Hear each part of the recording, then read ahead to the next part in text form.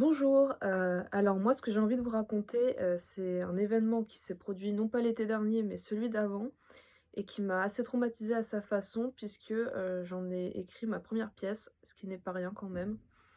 Donc, voilà, pour la petite histoire en fait, je suis partie cet été-là, à Folegandros, qui est une petite île grecque où tout le monde se connaît, où il se passe presque jamais rien et quand c'est le cas, bah, c'est extraordinaire quoi.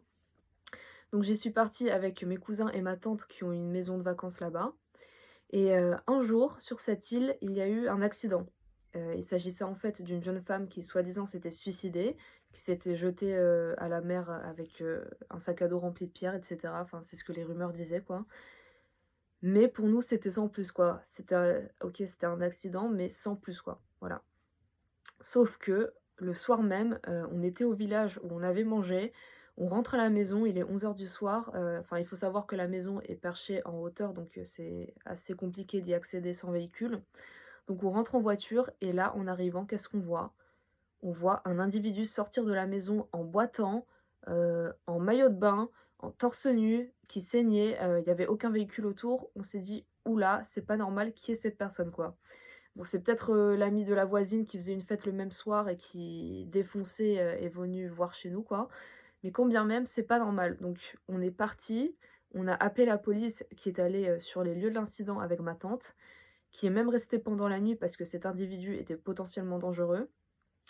Et le lendemain, ils ont relevé les empreintes parce qu'il faut savoir en fait, qu'il était rentré, dans la maison en cassant la fenêtre de notre chambre.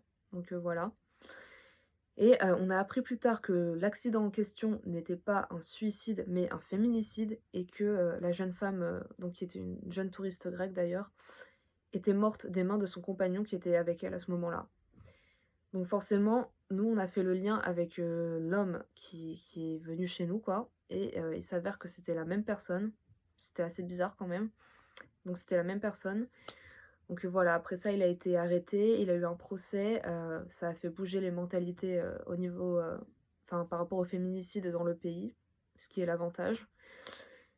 Mais intérieurement, en fait, ça a produit tout un tas de sensations, enfin, ça a créé un mélange de d'excitation et de dégoût parce que déjà, c'était la première fois qu'on s'introduisait, dans mon intimité, en fait, comme ça et en plus, le fait que toute l'île sache que c'est chez nous que c'est arrivé et que ce soit la même personne qui a tué sa compagne, je sais pas, j'ai voulu montrer, en fait, à travers ma pièce comment un fait divers, qui pourrait être banalisé, mais qui n'est pas banal, a pu créer autant de sensations, en fait.